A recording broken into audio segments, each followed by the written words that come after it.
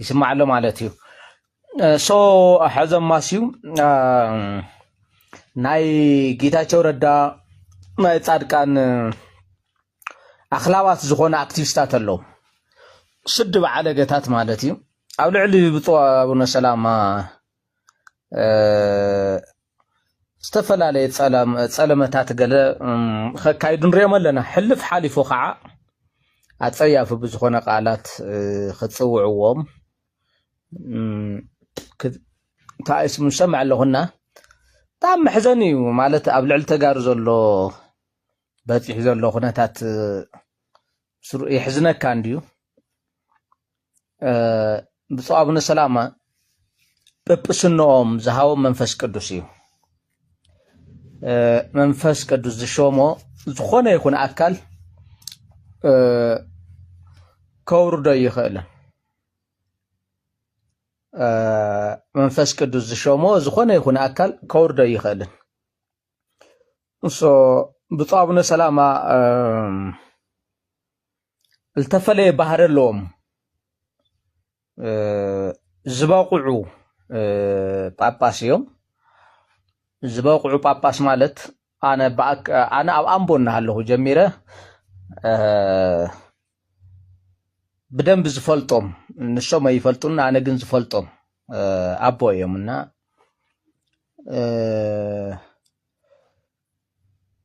المحبر قدسان كما يزفلتو سب يلن ولا حز مالتي in fact أنا محبر قرصوسان اللي الثوعو محبر قرصوسان كما يزفلتوس زخونه يكون سب يلي ولا تعوال محبر قرصوسان كما يفلتون ولا حز مالتي خمقاطام خوينو دارغا زوزحو ناي ጌታቸው ናይ ጻድቃን አክቲቪስታት አባላት ማህበረ ቅዱሳን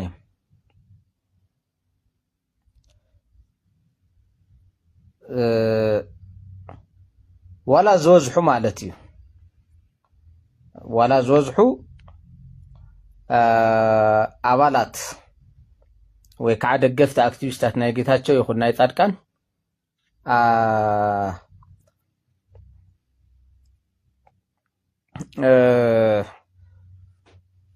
አባላት ማህበረ ቅዱሳን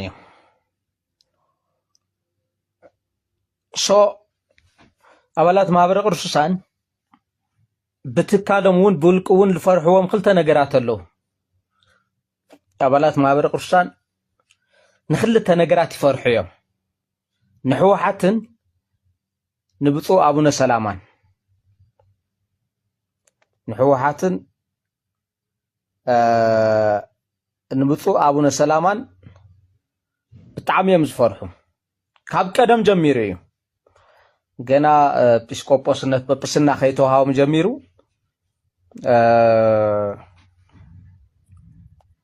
ንብፁዕ አቡነ ሰላማ ገና አባ ሰረቀ ብርሃን ወልደ ሳሙኤል እናሃለው لمنታይ ፈርሕዎም ከም ዝነበሩ ክነግረኩም መብዛሕትኦም ስለለይ ትፈልጥዎ እዩ እዚ ሓደ አክቲቪስታት አለው ኩል ግዜ ብልዕልዮም ዘመተ ዝገብሩ ቶም ልበዓል ጆን ገብሩ ዝበሃሉ እዚ መኒኻ ሄኖኮን ዝበሃል ኣሎ ብዙሓት ኣለው ኣብ ዙርያ ዶክተር አጽሃ ገብረ እግዚአብሔር እቲ ቢሮ ሓላፊ ቢሮ ባህልን ቱሪዝምን ዘሎ ቆልዓ ኣብ ዙርያ ዝዕስሎም ኣለው ዝኾነ ጉጅለታት ናይ አክቲቪስታት ጉጅለታት ብዛዕባኦም እንኳ ክምለሱ ብሰፊሑ ንሳቶም ሒስካ ዘጉርዑ ሰባት ኣለው ሰሎሞን ኣብርሃ ዝበሃል ሓደ ናይ ማህበረ ቅዱሳን ወኪል ኣሎ መደናገሪ ኦፍ ኮርስ ኦርቶዶክስ ኣይኮነን ተቆልዓሱ አባል ማህበረ ቅዱሳን እውን ኣይኮነን ግን بمحبر قدسان تتسجعوا ناي وعلى العلامة السجومي علامة كسيلو خواتسيو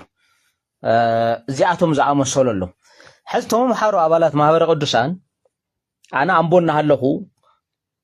لأبا سرق برهان ولد ساميل زم حزم مسلتري ومزلكم بتصابون سلامة لم تايفرحوا مسيلكم شو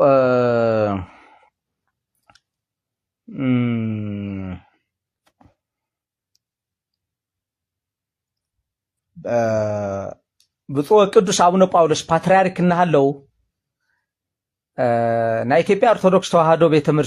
ቤተክርስቲያን መምሃርን ናይ ሰንበት ትምህርት ቤት ጠቅላይ መምሪያን ስራሕ መካየድ ነይሮም بطابنا سلام عشو جانا ببسنا خيتقبلوا قوموا سنة هلو سو تنايم محبر قدسان اكي اطبقوا يفلطوا نيرم يقطعطروا مونيتروا يغوروا نيرم اطبقوا مالتي زخونه يكون عدمو 30 لعليون زخونه سب اب ኢትዮጵያ ናይ ፕሮቴስታንት እምነት ተራአዩ ብዘይፈልጥ ፍጥነት ለወዝሐሉ ቀንድ ምክንያት ማህበረ ቅዱሳን ምጥያሽ ሽዒቡ እዩ ኣብዚ ሕዚ እዋን ናይ ኢትዮጵያ ናይ ፕሮቴስታንት ኣብ ኢትዮጵያ ውሽጥ ናይ ፕሮቴስታንት ኣለው ዝበሃሉ ሰበኽቲ ናይ ፕሮቴስታንት እምነት ብጣዕሚ ዘስፋሕፍሑ ካብ ማህበረ ቅዱሳን ዝወፁ ሰባት የመጋፊሕምዎ ቅድሚ ማህበረ ቅዱሳን ምጥያሹ ኣብ ኢትዮጵያ እዚ ዝበሃል ናይ ፕሮቴስታንት ምንቅስቃስ مسحفة نورن كلهم للزرف يكبر تريهم لبقاشوا هاديس زحز الله من يو أمريكا زلو قشي من يزبه الموتي نور هز أو زبلهم نورن محارو مالتي كلهم زياتهم بمولهم بروتستانتيزم بتعمي زقاف حساباتهم سو أب إثيوبيا أرثوذكس توحدو ناي مدخا مسترن ናይ ፕሮቴስታንት እምነትን ናይ ምዕባይ ምስጥርን ቀንዲ ምክንያት ወይ ከዓ እዚ ኩነታት ዝፈጠረ ማህበረ ቅዱሳን እዩ ንዚ ኣትሪሮም ይቃወሙ ነይሮም ካብዚ ገርመኩም ማህበረ እቶም ሕዝ ዘለዎ ኣብ ወጨጌ ሲኖዶስ ዘለዎ ጳጳሳት እቲ ናይ ወልድያ ሊቀ ጳጳስ ዘሎ አቡነ ኤርሚያስ ገለልዎ ሓዊሱ እቶም ሕዝ መንእሰያት ዘለዎ ጳጳሳት ብምሎም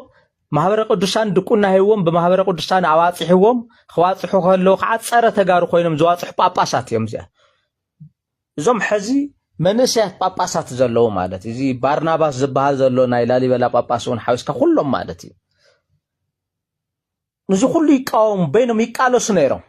በይኖምስ አንጻር ማህበረ ቅዱሳን ይቃለሱ ይሟጎቱ ነይሮም ብጣብነ ሰላማ ማለት እዩ እዚ ስለልፈልጡ ኣይሕልፈናን ኢሎም ስለልሕዙ ቶም መሓሩ ኣብ ማህበረ ቅዱሳን ዘለው ጥራሕ ዘይኮንስ ቶም ካህናት ቶም ጳጳሳት እውን ልቄዎስጢዮስ ዝመሰሉ ተዛሪጉ ዘሎ ሰብኣይ እቶም ምስ አብይ አሕመድ ወጊኖም ትግራይ ዝጭፍጭፍ ነውር ጳጳሳት ብምሎም ልብፁዕ አቡነ ሰላማ ወጢሮም ሒዞሞም ጵጵስና እውን ከይረኹ ምስ አቡነ ጳውሎስ እናተሻረኹ ክንደየን ከራቲቶሞም ይመስለኩም አቡነ ጳውሎስ እውን ክሳብ ምእጋድ ወፂሖም ነይሮም ናቱ መቀጸልታ ካው ብዝባሰ መንገዲ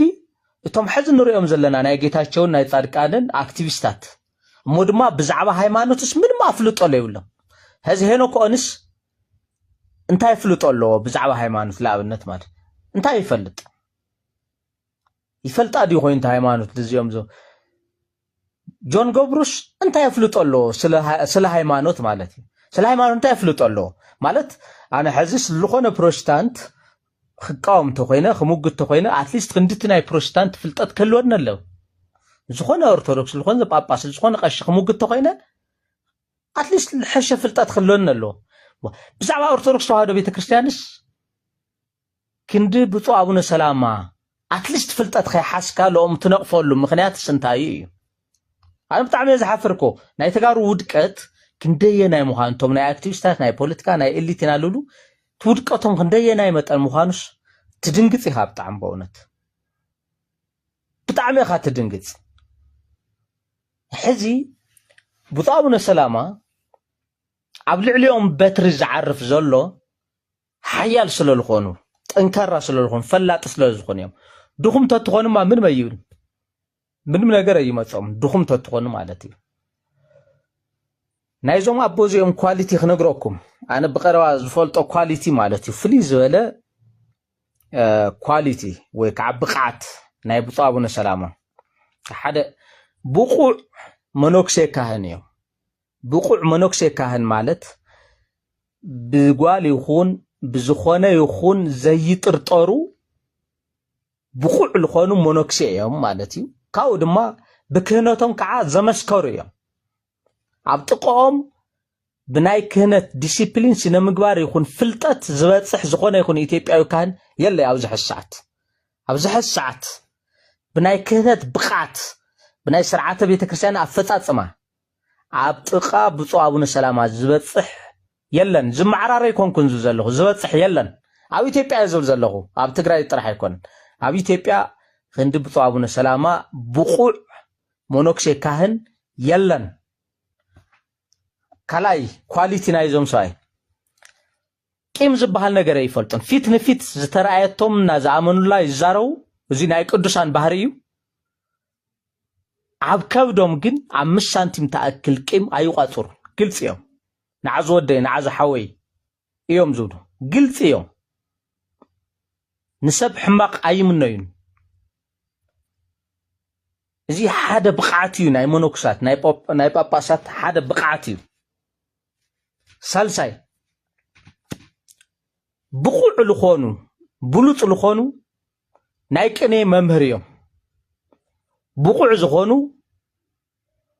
ብሉፅ ዝኾኑ ናይ ቅኔ መምህር የለኩም ለኹ ቅኔ ማለት ታይ ማለት ምዃኑ ክትፈልጡ ኣለኩም ብቑዕ ዝኾኑ ብሉፅ ዝኾኑ ናይ ኣቋቋም መምህር እዮም ብቑዕን ብሉፅን ናይ ኣቋቋም መምህርን ልሂቅን እዮም ብቑዕ ዝኾኑ ናይ ቅዳሴ መምህር ፈታን እውን እዮም ናይ ቅዳሴ መምህርን ፈታንን እዮም ብቑዕ ብሉፅ ዝኾኑ ናይ ኦርቶዶክስ ተዋህዶ ቤተክርስቲያን እምነት ቴዎሎጂስት እዮም ልሂቅ እዮም ብቴዎሎጂ ማለት እዩ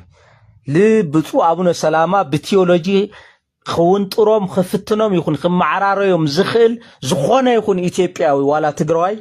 ናይ ቴዎሎጂ ልሂቅ የለን ኣብዚ ሕዚ ሰዓት ብፁዕ ኣቡነ ጳውሎስ ብፁዕ ቅዱስ ኣቡነ ጳውሎስ ነይሮም ድሕሪኦም ዝስርዑ ብፁዕ ኣቡነ ሰላማ እዮም ኣብ ኢትዮጵያ ይኹን ኣብ ኣፍሪካ ብናይ ቴዎሎጂ ፍልጠት ብናይ ትርጓሜ ብናይ ቴዎሎጂ ፍልጠት ዘመናዊ ናይ ቴዎሎጂ ኮርስ ማለት እዩ ኣብ ጥቃ ኣቡነ ሰላማ ዝበፅሕ ዝኾነ ይኹን ምሁር የለን ኣብዚ ሕዚ ሰዓት የለኩም ለኹ የለን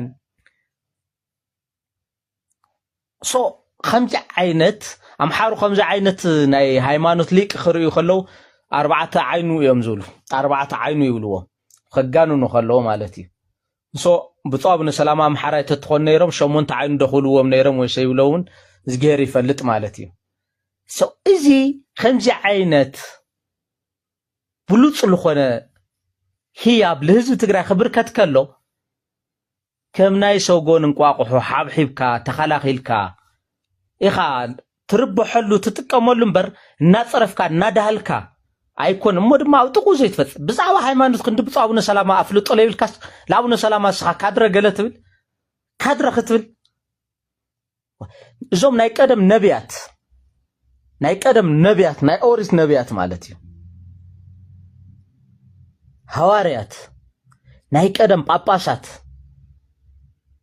ሞኖክሳት ዝበቑዑ ዝበሃል ብምልኦም ነቢያት ሃዋርያት ሞኖክሳት ጳጳሳት لنصو حزب زبدلو جزاتي وررتي ويكع منجستات يقصصو نيرم يخننو نيرم لهزب تحابيرم انصار قفعنياتات منجست نخلعل يقور نيرم جن نبياتيم قدساتيم حوارياتيم ጳጳሳትዮም ሙሳቶም ካድረታትዮም ማለት ዲዩ ብጻቡነ ሰላማ ካዎም ልተፈለየ ነገር እንታይም ገይሮም ህዝቢ ትግራይ ግፍዕ ክፍጽሞ ከሎ ህዝቢ ትግራይ ብግፍዕኛታት ግፍዕ ክፍጽሞ ከሎ አቤት ኢሎም ገሲጾም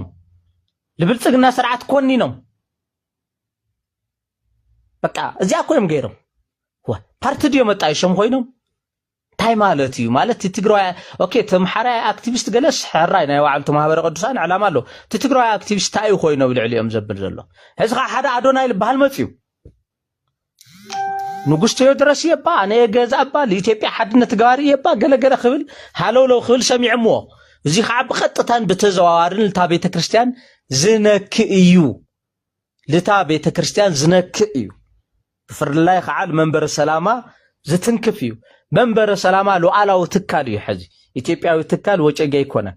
ሉዝ ትንክፍ እዩ ኢትዮጵያ ሓደ ክገብር ይኽብል ከሎ አዶናይ ብፁዕ አቡነ ሰላማ ዘህዎ ትርጉም ክርደና ከለሎ ለመንበረ ሰላማ በቀጥታ ዘፍርስ እዩ ንጉስ ቴዎድሮስ ግዛዕ ልብል ናይ አምሓራ ናይ ደፍተራታት ናይ ጠንቆልቲ ዘረባታት እውን ኣብ ትግራይ ቦታ ከም ዘይብሉ ወጨጌ ሰላማውን ሉ ከም ዝቃወም ይፍለጥ እዩ ሶሉዚዮም ኮኒኖም ዝወደይ ርግዕ በል ህድእ በል ይብሉሉ ዘለው ሓደ ሰብ ካብ ደገ መፅኡ ማለት ካብ ደገ መፅኡን ከምዚ ዓይን ላብ ቤተ መቅደስ እናኣተወ ዘራክስተ ኮይኑ ናብ ቅድስት ማርያም ጽዮን ያትዩ አዶናይ ምስፉ ምስግዝዑ ማለት ስርዓት ብዘይፈቅዶ አገባብ ከምዚ ክግበር ከሎ እዩ ዝባሃል ከመይ ይኮነን አማዕራሪ አከዳድናኻ ጽብቕ ነጸላ ተኻደን ክርስትና በደንብ ፍለጥ ንጉስ ቴዎድሮስ ንጉስ ቆስጠስ ይትበል ተጠመቕ ገለዮም ኢሎም ካብዚ ላዕሊ እንድሕር ጳጳስ ይኹን መነኮስ ይኹን ቀሺ ካህን ግሳጼን ማዕዳን ዘይህብተ ኮይኑ ዳታይ ትርጉሙ ግሳጼን ማዕዳን ኮይም ይዎም ብጻብነ ሰላማ ሶ እዚ ዝልገወሩ ጳጳስ ታይ ዝኹላይ ጸርፊ ዝኹላይ ሓሜት እስኪ ሰብ አይኩን ማለት እዩ ኣለኹ ናይ ሃይማኖት ምሁር የበልሞ ዝደለኻዮ ወንጌል አርስቲ ሕስካው ጥቆም እስኪ ከፊልካ ተዘራርብ ሰብ አይትኾንካ ያ ክትገብር ዘይትኽእል ሓደ ወሽራክ ፈቆዶ ሲነማን እግሩ ኩዕሾ ይኹን ዳባር መስተ ትውዕል ሰብስ ልብጾ አቡነ ሰላማና ኣብ ፌስቡክ ከተጸልም በየናይ ሞራልካ ካብ ዴኻ ዘምጻፈዮ ወዛ በቃ